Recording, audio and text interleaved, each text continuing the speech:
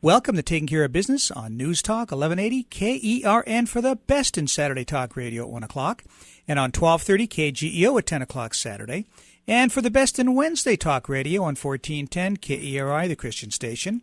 We're now on 1000 KKIM in Albuquerque, New Mexico, and also 3 times a week on the Internet nationwide through knookmedia.com. Plus, you can catch any of our shows for the last 4 years on YouTube at Clay and Marty Show. Your host is Clay Koerner, and I'm Marty Pay, and our producer is Greg Held. Hey, Clay, that was a great show last week on Iraq with 3 guests. We had combat historian Patrick O'Donnell. We had former UN ambassador, who I hope runs for president someday, John Bolton, and our old friend, combat veteran Wesley Barrientos. Well, the part I stayed awake for was really good. It was an interesting perspective from the 3 of them. Yeah, Bolton was really interesting. Yeah, I like the ambassador. I wish he would run for president someday. I'd definitely work on his campaign. Well, anybody be better than what we have. No question about that.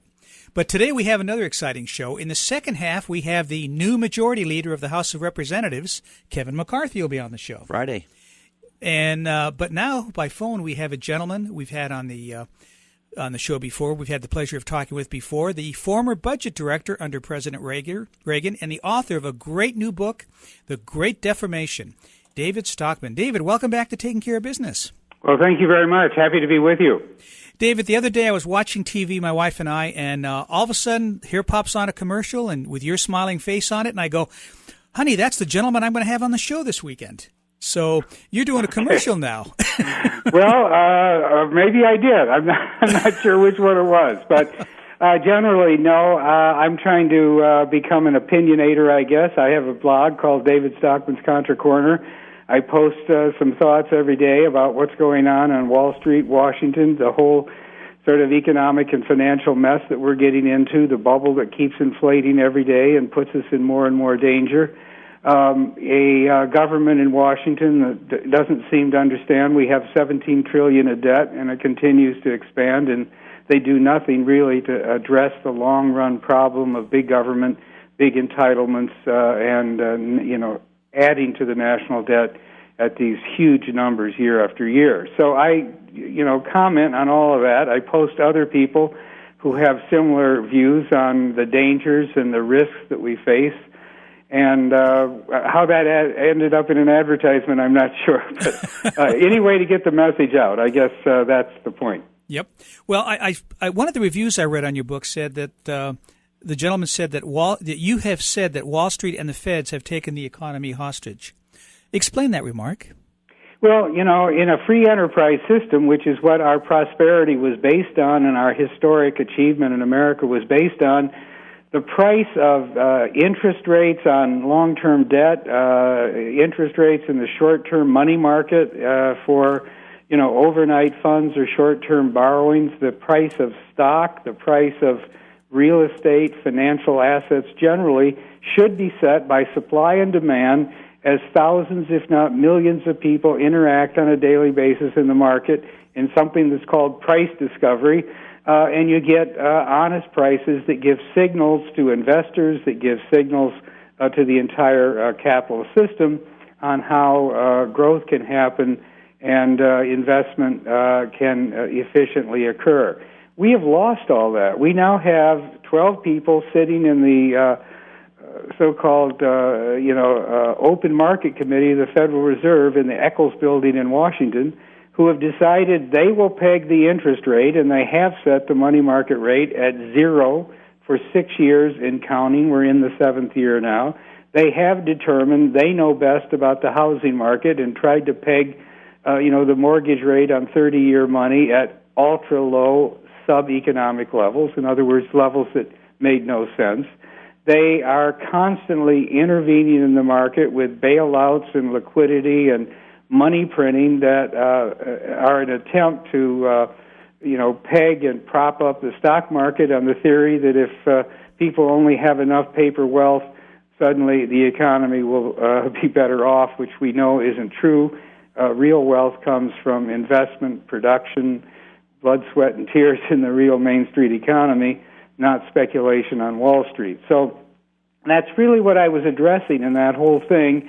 And I believe the American public and even a lot of Republicans do not yet understand that we are no longer a free market capitalist system. We're almost, under the thrall of an economic dictatorship. These 12 people who run the Fed, 5 of them rotate in and out from the regional Federal Reserve banks. They're not elected.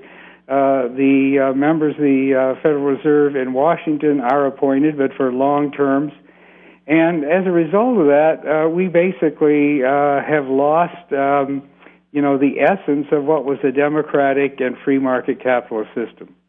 Our guest by phone is former budget director for President Reagan and the author of a great new book, The Great Defamation, David Stockman. David, under Obama, though, hasn't it been a benefit that he's given credit to all these individuals that don't have good credit?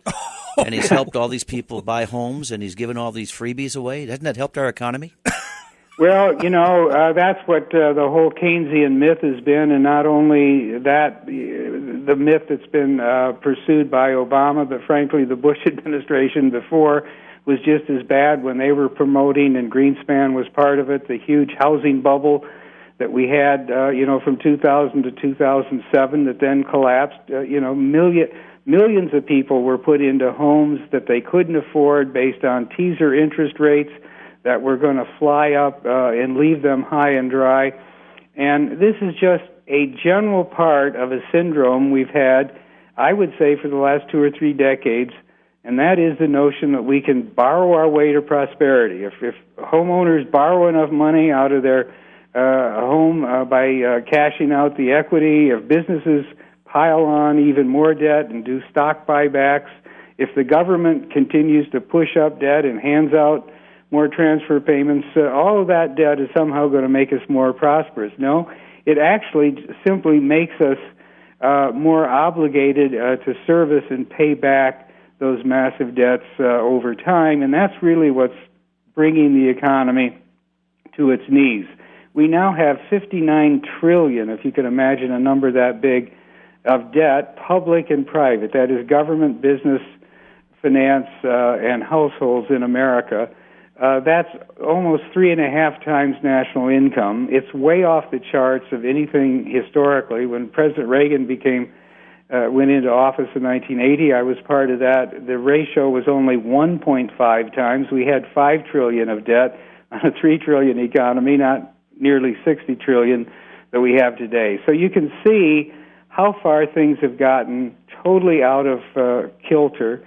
And the heart of it is this idea that zero interest rates, cheap interest rates, encourage everybody to borrow, and somehow spending money that we don't have will bring about prosperity, I think, is wrong. Obama has been bad at that, but frankly, the Fed has been promoting this idea for several decades now, and it is becoming more and more a bipartisan syndrome.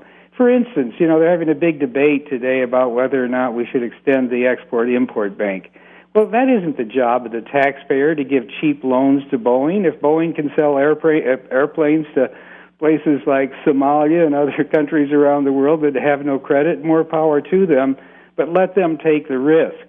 But somehow Washington has the idea that unless they have their hands, on the switchboard and are constantly moving the dials, pushing debt here, stimulating some activity somewhere else, that prosperity will collapse. That's the syndrome that we're hostage to today, and it's very unfortunate because month by month, year by year, it's eroding the fundamental dynamism of a true market capitalist economy. Yeah, no question about it. We're about to take a break, but when we come back from the break, I want to ask you about something I saw in another interview you did where you were talking about the bubbles about to burst, and you think it's going to be worse this time. We'll be back in a moment on Taking Care of Business on Koerner Radio News Talk 1180.